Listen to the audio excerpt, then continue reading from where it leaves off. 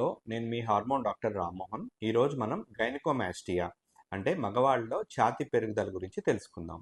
ఇది ముఖ్యంగా 3 సందర్భాల్లో కనపడుతుంది. ఏంటంటే పుట్టిన పిల్లల్లో మదర్ హార్మోన్స్ వల్ల రావచ్చు. నెక్స్ట్ యుక్త వయసులో ప్యూబర్టీ సమయంలో 14 to 18 ఇయర్స్ అబ్బాయిలకి రావచ్చు అనమాట. నెక్స్ట్ వచ్చేసి మధ్య వయసులో లేకపోతే లేట్ ఏజ్లో 40s to 60s మధ్యలో రావచ్చు. ఇది టెస్టోస్టెరాన్ హార్మోన్ తగ్గడం వల్ల కానీ ఈస్ట్రోజన్ అనే హార్మోన్ పెరగడం వల్ల కానీ రావచ్చు. ముఖ్యంగా ఈ యుక్త వయసులో వచ్చేటువంటి గైనకోమాస్టియా చాలామందికి 2 సంవత్సరాలు 3 సంవత్సరాల్లో తగ్గిపోతుంది.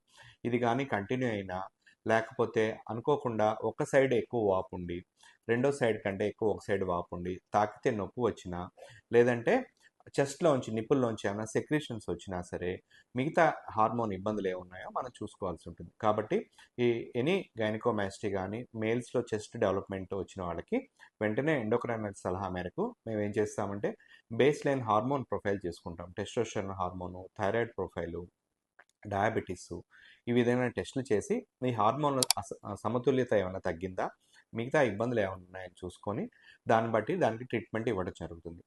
కొంతమందికి చిన్న విషయాలకైతే ట్యాబ్లెట్లు పనిచేస్తాయి, లేదంటే కొంతమందికి ప్లాస్టిక్ సర్జన్ దగ్గరికి పంపించి పర్మనెంట్గా క్యూర్ ఇవ్వడం జరుగుతుంది. కాబట్టి ఎవరైనా సరే అనుకోకుండా వాళ్ళకి చెస్ట్ మేల్స్కి ఛాతీ పెరగడం జరిగితే వెంటనే ఎండోక్రైనాలజిస్ట్ని సంప్రదించడం ద్వారా దానికి సంబంధించినటువంటి ట్రీట్మెంట్ లభిస్తుంది.